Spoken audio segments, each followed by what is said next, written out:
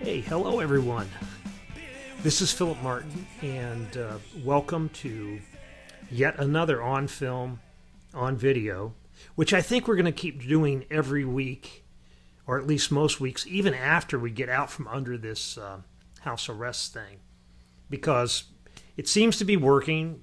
I've had some good feedback from it, not as much as we had hoped, but there never is because, but anyway, people have noted it, and so we'll keep trying to do it. We'll keep trying, and we'll bring in more features as it goes along. I'm typically doing this early in the week because I'm worried about the technical aspects, which we have to master. We haven't gotten that yet. I can put it up on YouTube, and they can take it down and put it back up on YouTube, and we can see it in the newspaper and all that. So it's working fine, but I'm not quite sure why it's working fine, and until I understand what exactly I'm doing, I'm going to be very cautious and get this done early in the week. Because I'm doing this early in the week, I have not yet read a lot of the content that's in this week's section. I know what the lead story is because I wrote it. I know that I'm expecting Mr. Dan Liebarger to file a interview story with Matt Smith, who owns Riverdale Theater here in Little Rock and a lot of other theaters around the state. And he's going to reopen next week on the 18th. And I don't know exactly what his plans are or exactly how that's going to work, but we should have that in this week's section. I imagine it's going to be 25% capacity. I imagine that it's going to have some sort of product that is out there already. Maybe some of these IFC films, maybe there are other films that are playing in drive-ins around the country, and probably some classic movies that he's got access to. So we'll see. I'm very anxious to see that. As I've said before, and I will keep saying, we're not going to really see theaters reopen and Hollywood restart until the theater chains reopen, which I don't know what their criteria will be for them, because that's corporate criteria. That's not necessarily driven by any state or governmental action. AMC probably will never open all its theaters. Again, they've got those 200 classic AMC theaters that are kind of not up to snuff with the rest of the chain that they required when they bought Carmike. And I don't know. Those theaters are probably going to not reopen as AMCs. That would be my guess. I would guess they would try to sell them, offload them somehow. Or maybe they just won't open for a while. Because we have a production shutdown as well. We have a lot of films that are finished that aren't coming out until New York and Los Angeles come back online, and we can get these movies into big cineplexes and big chains. And there's no reason for any of our big movie houses, chains, to open until there's product. And so we're going to have a lot more weeks like this where we're scrambling around to find what the big movie is of the week. And the big movie of the week is always, or for the foreseeable future, is going to be something that's on Netflix or something that's on Amazon Prime or iTunes or like that. I'm kind of enjoying it, though I have no brief against the big movies. I mean, if you want to go see, a Marvel Comics universe, cinematic universe film, that's fine. I'm not on Martin Scorsese's side in that debate. I don't think they've naturally demeaned our culture. I do think they suck out a lot of oxygen, and you have a lot of other films that don't make it to those screens because of that. But in the environment we're at, I'm kind of happy that we can watch films at home and see them the way we see them, I'm really not missing going to the theater and watching Thor. I mean, it's not my kind of movie. My kind of movie is a kind of movie like we profiled this week, the lead review, Driveways, which is a fantastic little film that nobody would have heard of, I don't think, had this been a normal summer, a normal movie year. And as it is, it may get a little bit of attention. It actually opened on, it actually became available last Friday, but another peek behind the curtains here. We're not necessarily getting a lot more screeners. I mean, we're getting a lot of films that are being offered to us to see ahead of time, but they're not always the movie that we want to see or the movie that we think is important. So we actually waited for this to come out. Then we reviewed it because it's going to be around forever, for a long time anyway. And we're going to kind of go that way more and more, I think, because one of the things we did when Karen, my wife, who's downstairs editing my copy right now, when she started this movie style section, one of the things we decided we were going to do was we were going to be about the movies. We were going to be about the movies that opened that week. We were going to try to review every movie that opened in Arkansas in a given week. Okay. The other thing we were going to try to do was not do what the old Gazette and the old Democrats sometimes did, which was review a movie days after it opened, because chances were, just because, don't go see a movie on opening day, then write about it the next week, because a lot of those movies were already gone. The value of the review had decreased.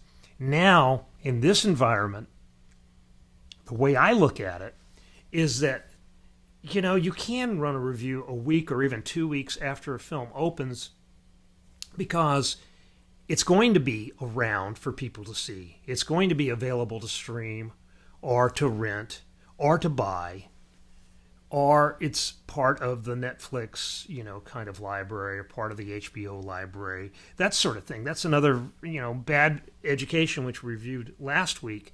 We did not review that in advance. Part of that is because I'm a one-man kind of section here, and I don't have the time or the patience to deal with publicists all the time. I spend way too much of my time doing that, to be honest. I would much rather write about these things and edit other people who are writing about these things, rather than spend my time sending emails and phone calls and asking people to show us their movie. It's just not a real good way to use our time right now, especially now. I don't think so. So we're just going to keep doing it the way we're doing it, piecing it together. We're running an LA Times piece on Spaceship Earth this week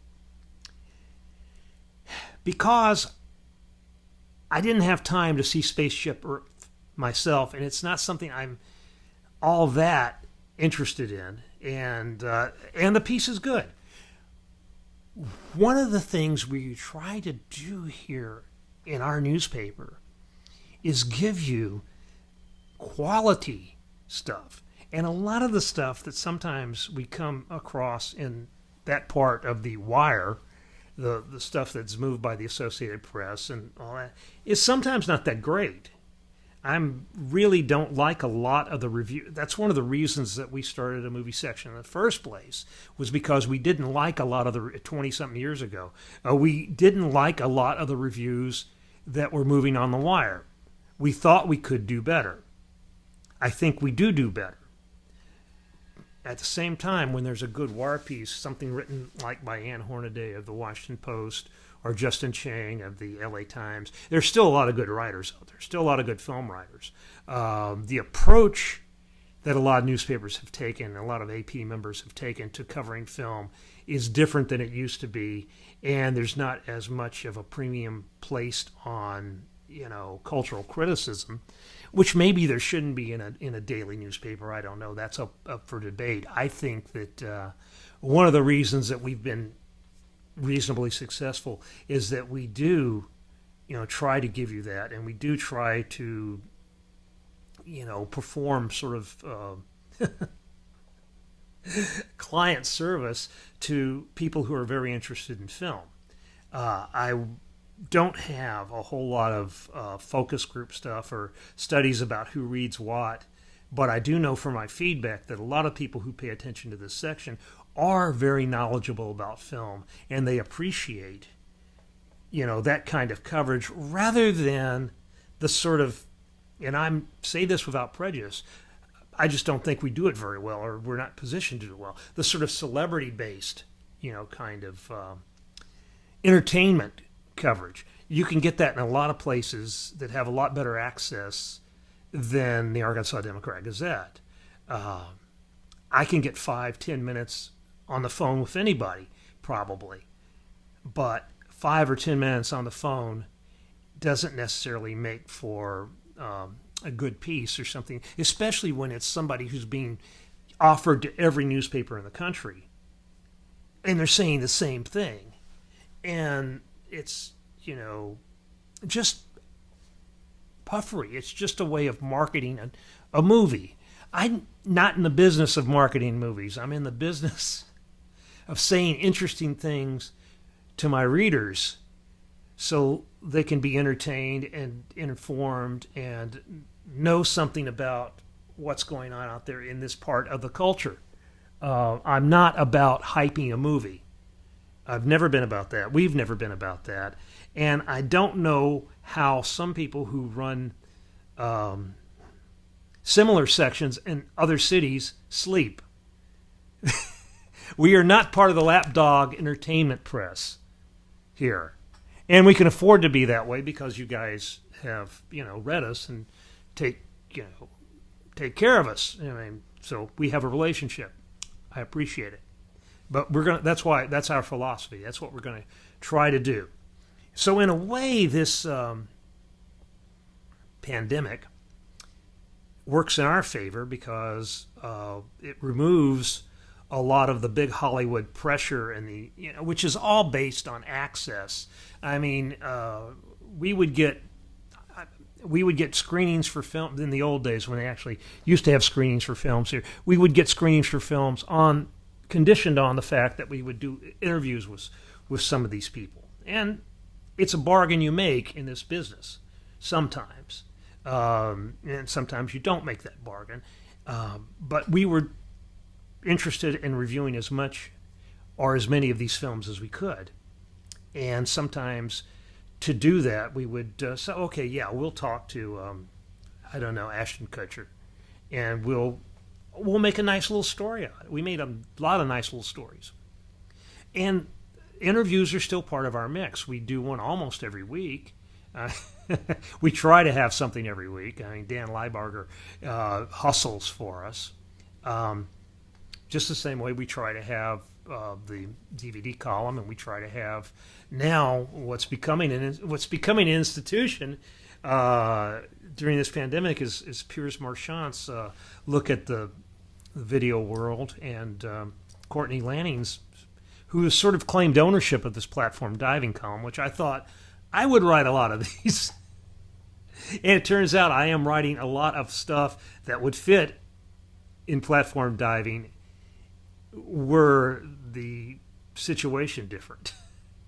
So that's a little bit of all. That's really all I want to do is do a little bit of inside baseball with you guys and be transparent about the way we're handling things. Because people are, in my experience, people are curious. They want to know, how we see these movies. Well, we used to see these movies either in theaters with other critics a week or more before they open.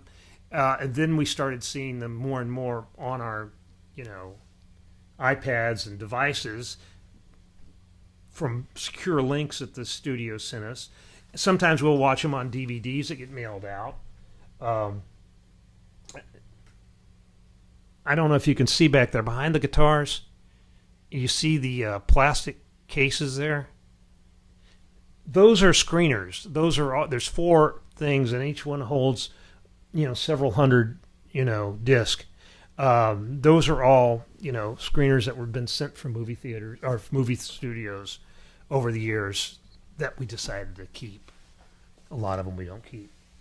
And sometimes we even go back to the old standby, the DVD. There's a glare because I don't have any shutters up here.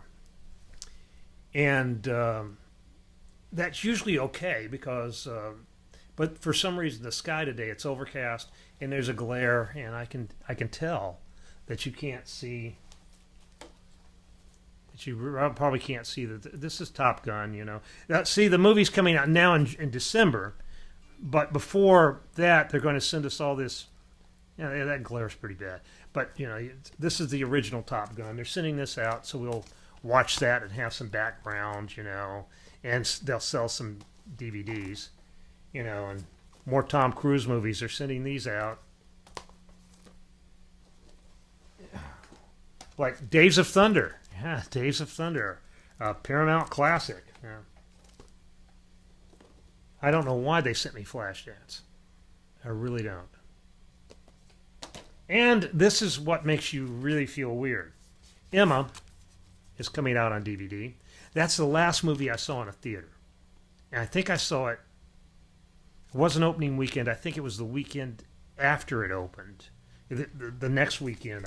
And that was the last day that you could go to a theater, I believe. I think they closed down Monday. Well, anyway. So, we're in interesting times.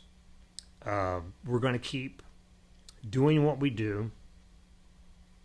Theater's about to open again. It'll be different. We're going to be here. I hope you are too. So thanks, and I got to go and get this all ready for our wonderful technical people to put up online. So we'll see you. See you in the funny papers. All right.